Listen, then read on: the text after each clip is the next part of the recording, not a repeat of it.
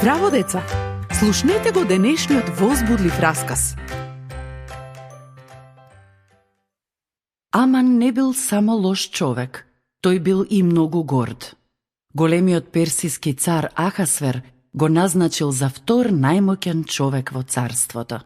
Сите се поклонувале пред него и го почитувале, но не и Мардохеј, очувот на царицата Естира.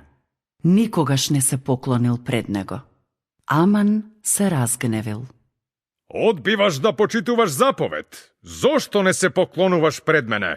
Затоа што сум евреин и се поклонувам само пред Бог. Ќе зажалиш за ова. Аман бил длабоко навреден и во неговото срце се развил ѓаволски план. Ќе го убијам. И не само него, туку и сите евреи кои живеат во 127 провинции во Персија. Ќе ги истребам. Аман зборувал лошо за евреите пред царот и го освоил царот со неговиот ѓаволски план и со подкупување. Тогаш можел да прави што сака. Аман испратил гласници да вајки им ги неговите најбрзи коњи. Носеле запечатени писма до секој град.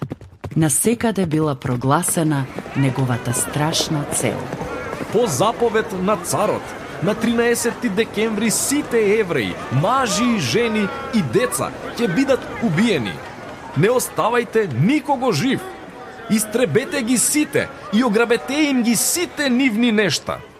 Оваа заповед предизвикала голем страв и ужас. Евреите облекле облека за жалост, плачеле и го повикувале Бог. Мардохеј испратил итна молба до палатата. Тогаш само една личност можела да помогне. Неговата ќерка, царицата Естира.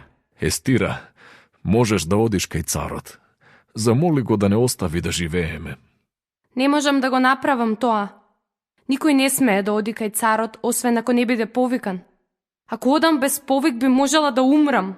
Немој да молчиш. Може би ова е причината што сега си царица, за да не спасиш. Молете се за мене. Ќе одам кај царот. Ако мора да загинам, ќе загинам.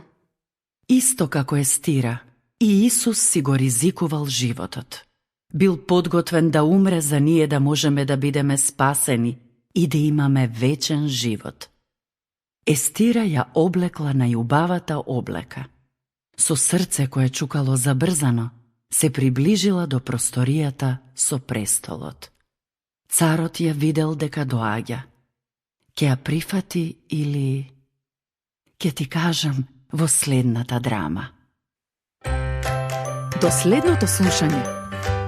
Ако сакаш да не контактираш или ако имаш прашање, пиши ни на radio7kids@gmail.com.